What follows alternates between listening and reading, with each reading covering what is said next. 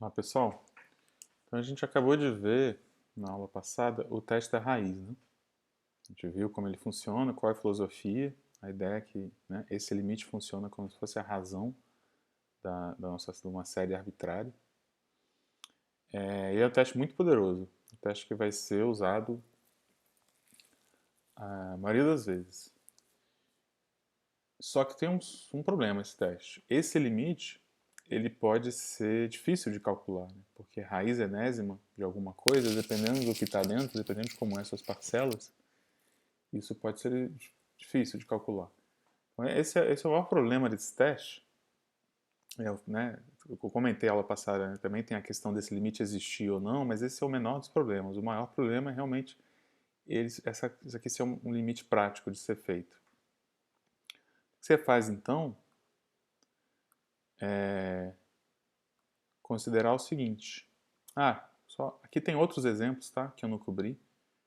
Então, isso vale a pena falar agora, né? A gente dá essas aulas, eu cubro o conteúdo, mas eu espero que vocês leiam o livro também, tá? Então, nem sempre a gente vai cobrir todos os exemplos, todos os detalhes do livro. Então, essas aulas são para ajudarem você a ler o livro. Não esqueça de ver esses exemplos também. O que a gente vai ver agora é o seguinte: o que a gente faz quando o limite lá do teste da raiz for um limite difícil de calcular? E um exemplo importante é, de novo, um exemplo que envolve fatorial. O fatorial vive aparecendo aqui, né? E a gente vai ver logo logo que não é à toa. Pega essa série aqui, a gente tinha visto esse exemplo, né? X elevado a n sobre n. E se for x elevado a n sobre n fatorial? Como é n fatorial, agora eu posso começar do zero. Então, o primeiro cara aqui é 1 mais 1 vezes x mais x ao quadrado sobre 2 fatorial, x ao cubo sobre 3 fatorial. Vamos expandindo assim, né? E aí é bom a gente já expandindo assim, para de novo reforçar com vocês. Pessoal, se tem um fatorial, deixa o fatorial. Não abre o fatorial. Qual a vantagem de você escrever 6 aqui e 12 vezes 24, 12 vezes 2, 24? Não tem vantagem nenhuma. Deixa indicado aqui. Beleza? Essa aqui é uma série de potências bem importante. Só que por enquanto a gente não sabe quase nada dela, né? Qual o domínio dela?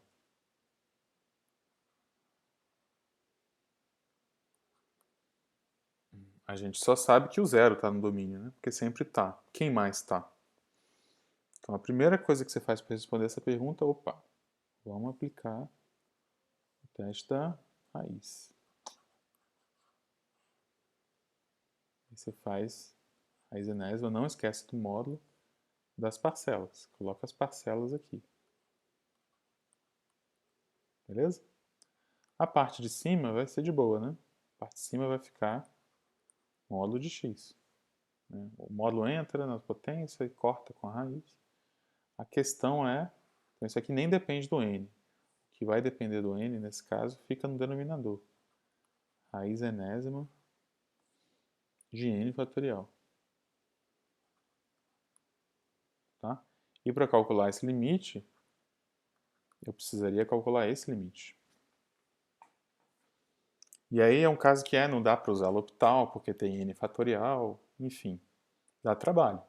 Dá para fazer esse limite aqui, mas como tem muitas situações que a gente vai encontrar o fatorial, é melhor a gente tentar um outro caminho. Né? Lembra que a gente olhou para a raiz enésima do módulo das parcelas? Porque era uma maneira de uma série geométrica extrair a razão. Né? Se eu pego a série geométrica,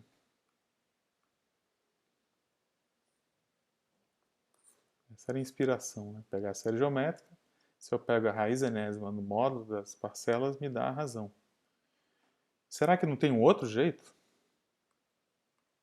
mais fácil que não use raiz enésima? Tem. Só você pensar o seguinte, eu pego a série geométrica,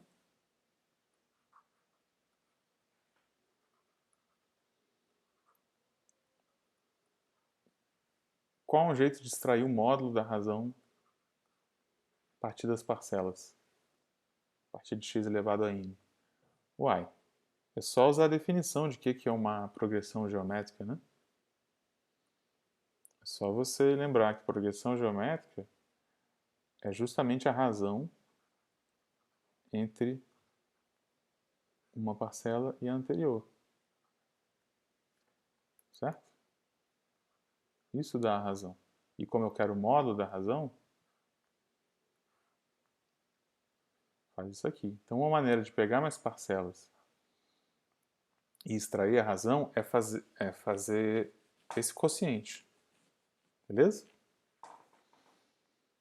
E aí, o que acontece, então, se eu faço esse quociente com uma série qualquer? Pega a série AN,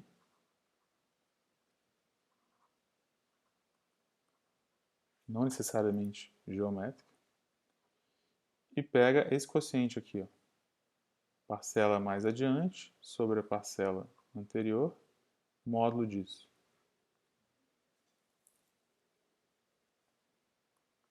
Ó, vamos ver aqui nesse caso.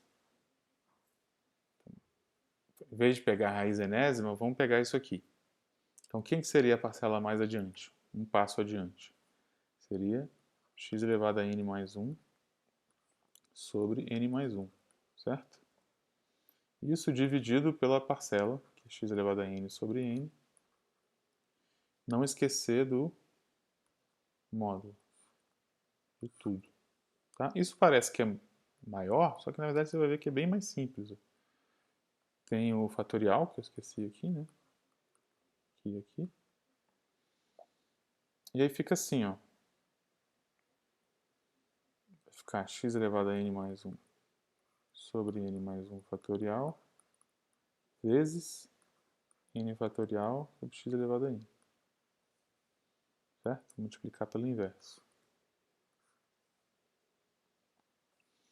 E aqui acontecem os cancelamentos bons, né?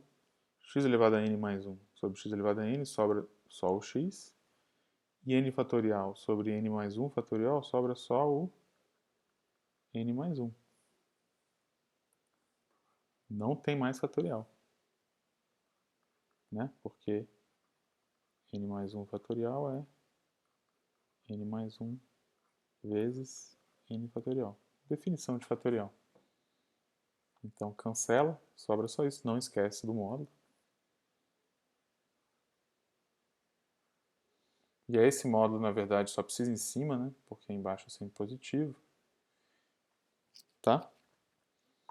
Então, isso aqui é uma coisa que vai funcionar como a razão também. Em que sentido? Calcula o limite disso. O limite disso vai funcionar como se fosse a razão. E agora, a vantagem é que o teste da raiz, esse limite era difícil de calcular, né? Agora, o teste da razão, esse limite é fácil de calcular. Beleza? A gente volta já já para esse limite. Aqui não tem fatorial. O fatorial foi embora quando eu cancelei. A gente volta já já para esse limite. Vamos enunciar como é que é o teste da razão. O teste da razão é, em vez de você usar a raiz enésima das parcelas, você usar essa razão. Por isso que tem esse nome, teste da razão. E aí é dizer, como é que ele funciona? Ele funciona assim. Ele diz que o limite dessa razão funciona como se fosse a razão de uma geométrica. Se der maior do que 1, a série converge. Se der menor do que 1, a série converge. Se der maior do que 1, a série diverge. Só não funciona no caso que dá igual a 1, né? Porque a série geométrica de razão igual a 1 diverge, mas o teste da razão quando dá igual a 1 é inconclusivo. Beleza? Então é totalmente análogo ao teste da raiz. Tá? E o que você precisa fazer para lembrar desses testes é lembrar que esse limite, ou esse, funciona como se fosse a razão de uma série geométrica, exceto nesse caso, que é inconclusivo. Tá? A demonstração disso eu não vou fazer, é muito parecida com a do teste da raiz, beleza? Eu só vou mostrar que é inconclusivo no mesmo caso que o teste da raiz é inconclusivo, que é quando as p-séries. Beleza? Vou fazer até aqui do lado. Então vamos aplicar. Pega uma p-série.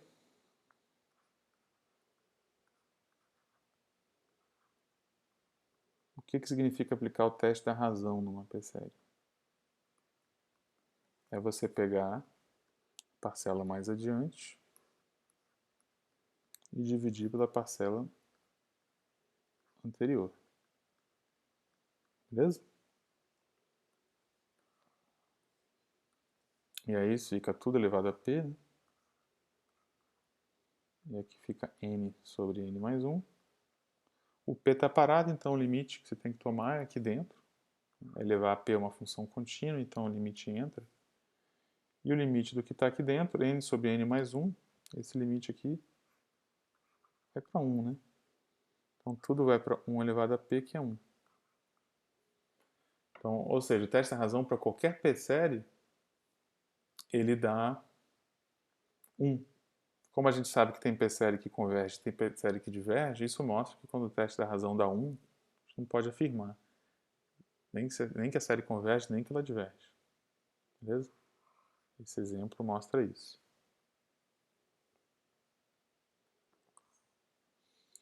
E aí, quando é que você vai usar um, quando é que você vai usar outro? É conveniência. Tá? O que for mais fácil de calcular. Beleza? A vantagem do teste da raiz é que ele é mais geral. Mais geral por quê? Bom, tem uma hipótese que a gente não botou, mas que está implícita aqui. A gente está supondo que as minhas parcelas nunca se anulem. Né? Para poder fazer essa divisão aqui, as parcelas nunca podem se anular.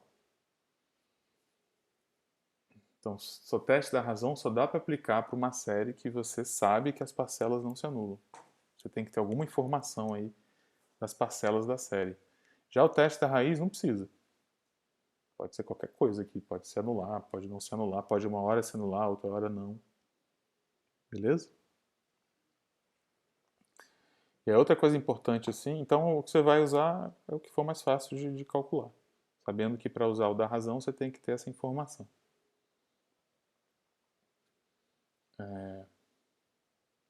Uma outra coisa importante é o seguinte: quando o teste da razão dá 1, então vou usar o teste da raiz, que ele é mais forte. Não vai adiantar. Isso aqui tem como demonstrar. Eu tenho isso escrito, se alguém quiser, eu passo. Também é mais um assunto para um curso de análise. Mas é uma demonstração que não é difícil e vale a pena comentar, que é o seguinte: se existe esse limite existe e é igual. Tá? Se esse aqui existe, esse também existe e é o mesmo valor. Ou seja, se o teste da razão dá inconclusivo, o teste da raiz vai dar inconclusivo também. Então, se um dos dois testes é inconclusivo, não aplica o outro. Não aplica o outro desses dois, aplica aqueles anteriores. Beleza? Então vamos voltar para o nosso exemplo. O exemplo que a gente viu que era vantajoso usar o teste da raiz, a gente não sabia calcular. Agora o teste da razão parece que vai dar um negócio mais complicado, mas o interessante é que quando tem fatorial, tem esses cancelamentos, né? E no final sobra só isso aqui, não tem fatorial. E aí esse limite é moleza de calcular. Ó. Quanto dá?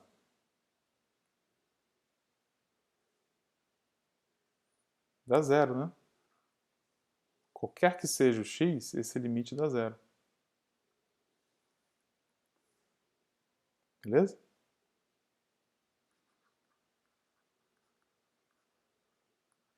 Isso é um pouco diferente do nosso caso anterior, né? O exemplo, série de potência que a gente viu antes.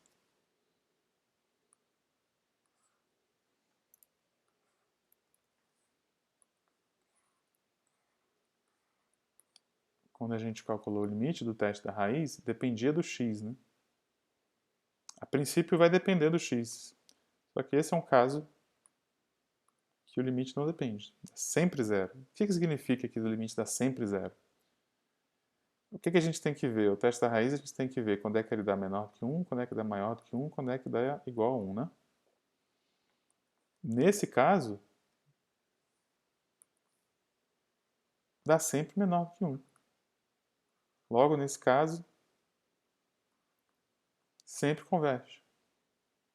Se dá zero para todo x, logo dá menor do que 1 para todo x, logo a minha série converge para todo x. Beleza?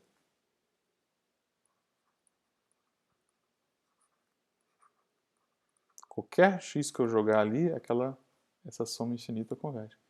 E olha que massa. Como é que eu concluí isso? Eu precisei ficar substituindo um por um? Um por um não precisei. Fiz o teste da razão, consegui concluir que converge para todo x. Então qual é o domínio nesse caso? O domínio é a reta toda. Em termos de intervalo, se eu quiser, é um intervalo de menos infinito a mais infinito. Então, o domínio desse cara, apesar de ser uma soma infinita mesmo, o domínio é igual ao domínio de um polinômio. Beleza? Então, tem séries de potências que, mesmo envolvendo somas infinitas, eu sempre consigo fazer. E a gente vai ver que essa aqui é uma série de potências bem especial. Ela está ligada à função exponencial. Mas para poder fazer essa ligação de série de potências com funções que a gente já conhece, a gente precisa fazer cálculo com séries de potências. A gente vai fazer essa ligação via EDO. Então, é o primeiro passo para fazer cálculo, a gente ainda está tomando aqui, que é obter o domínio dessas séries. Beleza?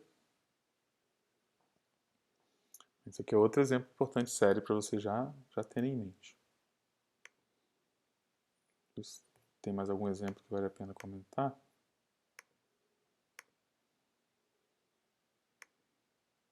Esse é o que a gente acabou de fazer. Beleza. Bom, esses são os exemplos. Com esses dois testes da razão e da raiz, vocês conseguem terminar a lista 3. Tá? E também os exercícios de fixação que estão marcados lá naquela lista de exercícios mais simples. E a ideia para obter domínio de série de potências é sempre começar com esses dois testes. Beleza? Começa com esses dois e deixa os outros testes para quando esses dois não se apliquem. Se um deles não se aplica, não vai para o outro, não vai adiantar. Se um deles não se aplica, já vai para os testes anteriores. Até porque tem situações, como esse exemplo que a gente viu aqui, que essa situação aqui, o teste da razão sempre se aplicou. Pronto, não precisa aplicar mais nenhum. Você já sabe tudo o que você queria saber por enquanto. Beleza? Então, logo em seguida, agora a gente vai pegar esses testes e vai começar. A gente fez exemplos de alguns domínios de séries de potências. A partir disso aqui, a gente vai conseguir olhar para ter uma ideia de como é que é o domínio de qualquer série de potências. Beleza?